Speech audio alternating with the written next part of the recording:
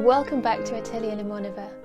I can't believe it's been so long since the last time I made a video, and I was thrilled to discover that I've reached over 500 subscribers whilst I've been away. So I just wanted to start by saying a huge thank you to everyone that's been supporting the channel, because your comments and your subscriptions have really been a motivation and an inspiration while I've been unable to film. Most of you will probably remember that I was in the middle of making a 1940s or 1950s slip using the Haslam System of Dresscutting. In my first 3 videos I introduced the system, its history and the basics of how it works. I covered how to take your measurements, and I worked through drafting the pattern on paper. I was last seen happily holding my pattern pieces and promising faithfully to show you all how the mock-up turned out. But as I'm sure you've all experienced, life can have a habit of changing even the best laid plans. First, I injured my wrist and I was unable to sew for nearly 8 weeks, which was very frustrating. And then, that's healed now thankfully, but I then fell into that familiar creative trap, where I started making something else before I'd finished the project I was working on. Although in this case, I hope you can forgive me. Making a new little human can be very exhausting, so I've not felt up to doing any filming for a long while. And these pictures were only taken very recently, since I started to feel better. I'm really glad to be an almost fully functioning human again, and thanks to lots of help from my mum, I can now go out respectably dressed without having to just leave some buttons and zips undone and hope for the best. So it's time to get things back on track with my Haslam slip project. I'm still working at the moment and I still have very tired days, so I'll probably have to break my videos into smaller chunks to make them more manageable, starting with cutting out my mock-up.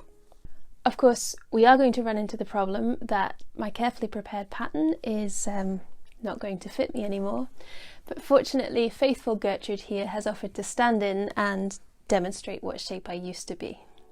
I haven't decided which fabric I'm going to use for my final slip yet, but for the mock-up I'm hoping I'll be able to fit the pieces onto an old sheet. The most important thing will be getting the grain lines right. On the drafting, the pieces are labelled cut on the cross, which I was able to determine with some help from the Haslam Sewing Support Group refers to the bias in these publications.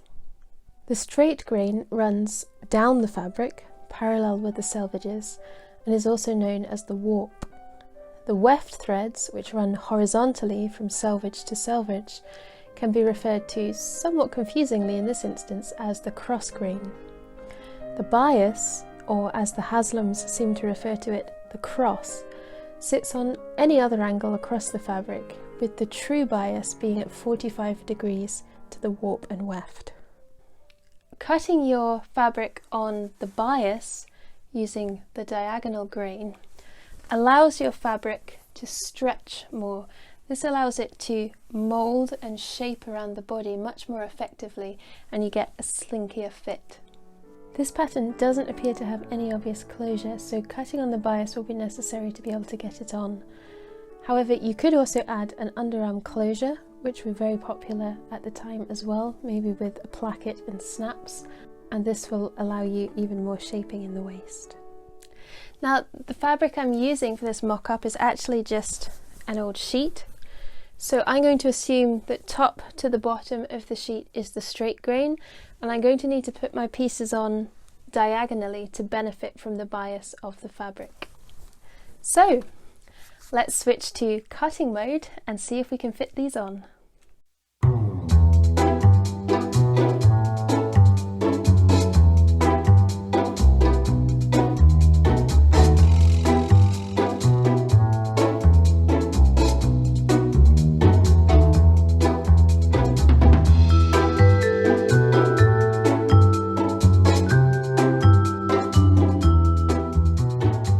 One very important point to remember is that there is no seam allowance allowed in the drafting. So once you've got your pieces all positioned, remember to add seam allowance and an allowance for the hem if you didn't already add that to your pattern pieces.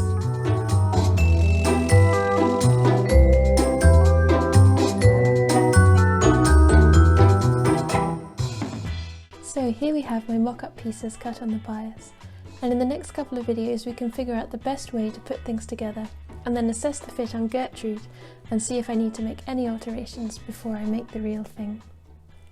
So, as always, thank you for being here today, and especially for your patience in waiting for me to reappear these last few months.